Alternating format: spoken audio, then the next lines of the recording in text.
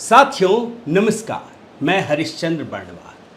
आज मैं आपको तीन पार्टियों की कहानी दिखाने जा रहा हूं और ये बताने जा रहा हूं कि कैसे लालू और कांग्रेस ओवैसी को भी सांप्रदायिक राजनीति करने में मात देने जा रहे हैं या मात देते चले जा रहे हैं।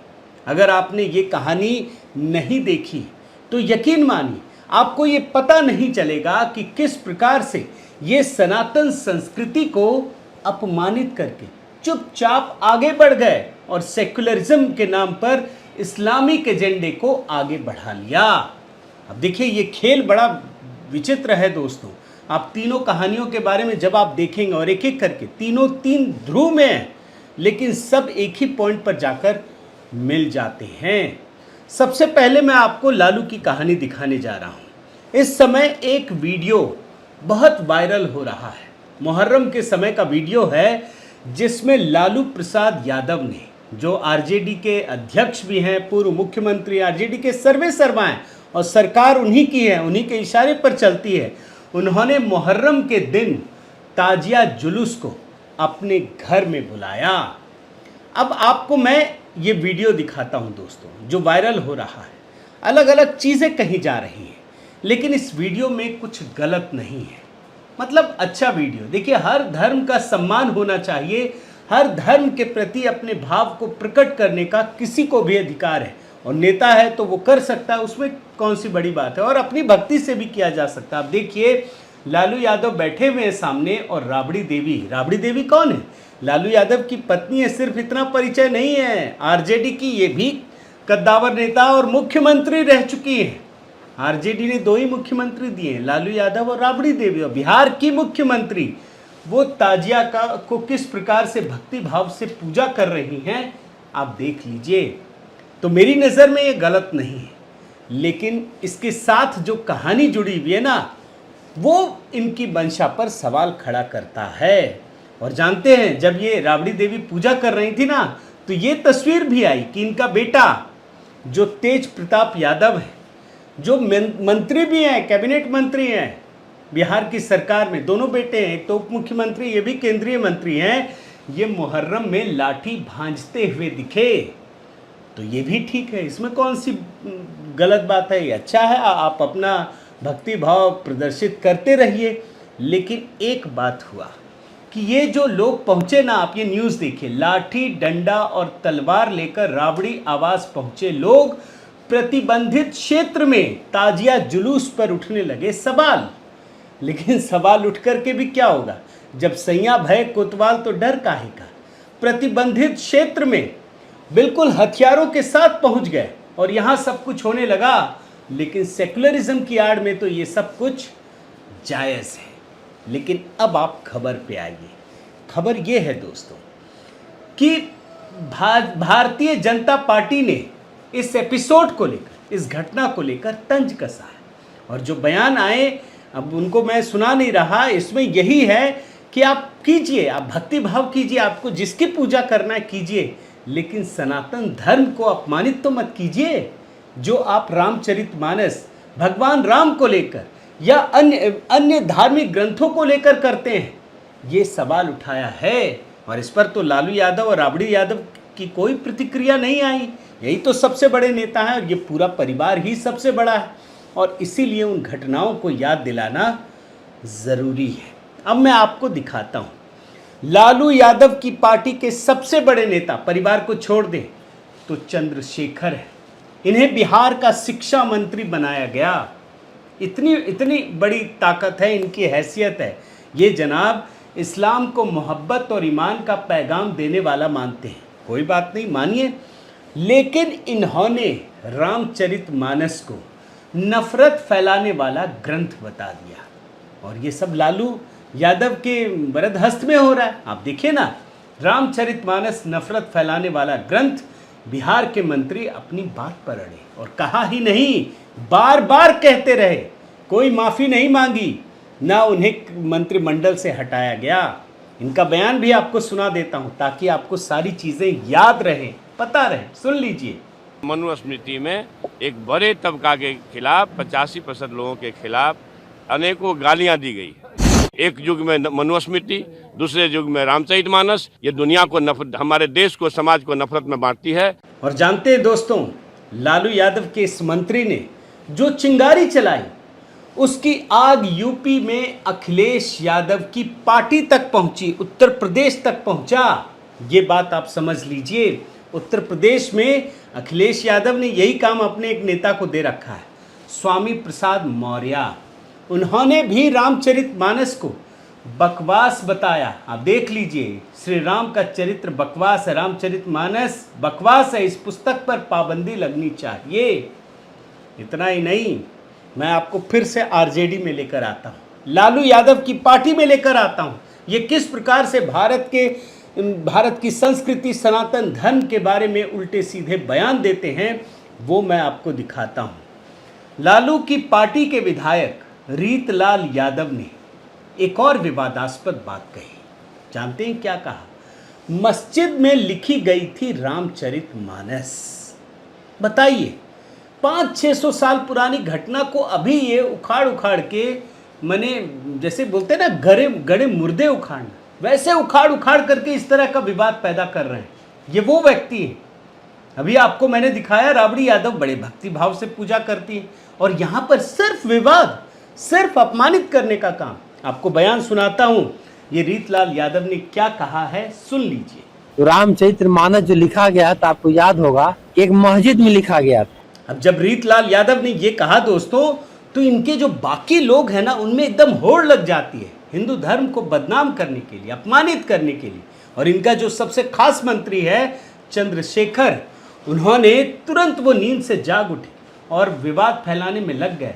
वो कहते हैं कि हाँ, ये सही है। आप देखिए ना, हो सकता है कि यही हुआ हो। आप इनका बयान सुनिए। तो जो व्यक्ति मांग कर खाता था और मस्जिद में सोता था, हो सकता है अपनी रचना वहां भी किए हो। अब आप सोचिए, ये सब क्यों हो रहा है? क्यों ओवैसी से तुलना की? ओवैसी की बात तो मैं बाद में याद दिलाऊंगा, लेकिन आप याद रखिए, जब ओवैसी की पार्टी गई ना बिहार में लड़ने के लिए, तो सारे मुस्लिम बहुल इलाकों में इनकी जीत मिली। लालू यादव की पार्टी को जीत नहीं मिली, सबने उन्हीं को वोट किया। बाद में सारे विधायकों को लालू यादव की पार्टी ने अपनी पार्टी में मिला लिया।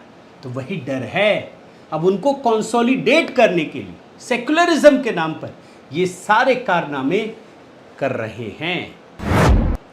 और बड़ी बात आप देखिए दोस्तों, कि कांग्रेस पार्टी जो इस इंडी अलायंस की सबसे बड़ी पार्टनर, सारी पार्टियों का कुनबा वही अभी बचा कर रखे है, उसको कभी इन चीज़ों की याद नहीं आती, सनातन धर्म की, सनातन संस्कृति की याद नहीं आती है। लेकिन जब फेक न्यूज़ फैलाना होता है ना, तब उनको याद आने लगती है। जब उन्हें प्रधानमंत्री मोदी को बदनाम करना होता है, तो एकदम से याद आती है। आपको मैं ये ट्वीट दिखाता हूँ। ये हैं यूथ कांग्रेस के राष्ट्रीय अध्यक्ष श्रीनिवास, गांधी परिवार के बेहद करीबी व्यक्ति हैं। आप देखिए, एक फोटो लगाया है, गणपति के सामने प्रधानमंत्री मोदी की तस्वीर है, और इसको क्या लिख रहे हैं? इस तस्वीर के बारे में आपकी क्या राय है? आपको समझ में आ रहा है कुछ ये कर क्या रहे हैं? नहीं समझ में आया? अब आपको मैं अगला ट्वीट दिखाता हूँ। ये देखिए, इस नैरेटिव को पकड़ने का प्रयास कीजिए। Change the human face to that of Pappu in this picture. ये कहना ये चाह रहा है कि भगवान Ganesh is literally the god who comes first, no one before him. मतलब भगवान गणेश से आगे कोई नहीं हो सकता, वो पहली तस्वीर उन्हीं की होगी। लेकिन जानते हैं, ये चालाकी, ये धूर्तता है। क्यों ये बात कह रहा हूं? आपको इस ट्वीट में आना पड़ेगा। प्रधानमंत्री मोदी परिक्रमा कर रहे हैं, और परिक्रमा करने के दौरान एक पर्टिकुलर फोटो लिया गया जिसमें वो भगवान के आगे दिखते हैं, और उसी फोटो को ट्वीट करके ये बात कही गई। आप समझिए, अब इनको सनातन संस्कृति को अपमानित करना लग रहा है। और जब कोई खुलेआम गाली देता है, तब इनको याद नहीं आती है। आप सोचिए किस लेवल पर जाकर ये खेलते हैं। इस बात को आप समझने का प्रयास कीजिए दोस्तों। ये जो मोहब्बत की दुकान लगाते हैं ना, वो मोहब्बत की दुकान है क्या? ये जो इंडी अलायंस बनाया गया, वो है क्या? वो आपको इसी से नजर आएगा। और इसीलिए ये सारी घटना आप नूह में भी याद रखिए। मैंने अभी तक वीडियो नहीं बनाया, लेकिन मैं ज़रूर आपके लिए कुछ लेकर आऊँगा। उसमें भी यही कारनामा चल रहा है। घटना कुछ और है, दिखाया कुछ और जा रहा है, हुआ कुछ और है, कारण कुछ और है, नैरेटिव कुछ और बनाया जा रहा है। लेकिन मैं इस समय नूह की बात नहीं कर रहा। अब मैं आपको आगे लेकर ओवैसी की कहानी में चलता हूँ, क्योंकि ये सब जो है ओवैसी से आगे बढ़ना चाहते हैं, इसीलिए ज़रूरी है। अभी ज्ञान वापी को लेकर योगी आदित्यनाथ जी ने, भारतीय जनता पार्टी के कद्दावर नेता, प्रधानमंत्री मोदी की राह पर चलते हैं और उत्तर प्रदेश को एक मॉडल राज्य बनाकर दिखाया है। उन्होंने एक बड़ा बयान दिया और ये बयान भारत के सांस्कृतिक इतिहास के लिए बड़ा महत्वपूर्ण है दोस्तों। ये जो एएनआई की एडिटर इन चीफ है स्मिता प्रकाश, उनसे बातचीत करते हुए दिया है। इस बात को सुनना बहुत ज़रूरी है, जिसमें वो कह रहे हैं कि ज्ञान वापी को अगर मस्जिद कहेंगे तो वो सही नहीं होगा, तब विवाद पैदा होगा। एक उन्होंने लोगों को सोचने का नया तरीका भी दिया है। अब बयान सुनिए। काशी विश्वनाथ मंदिर इस प्रॉब्लम का कोई सोल्यूशन है? अगर हम उसको मस्जिद कहेंगे तो फिर विवाद होगा। मुझे लगता है कि भगवान ने जिसको दृष्टि दी है वो देखे ना।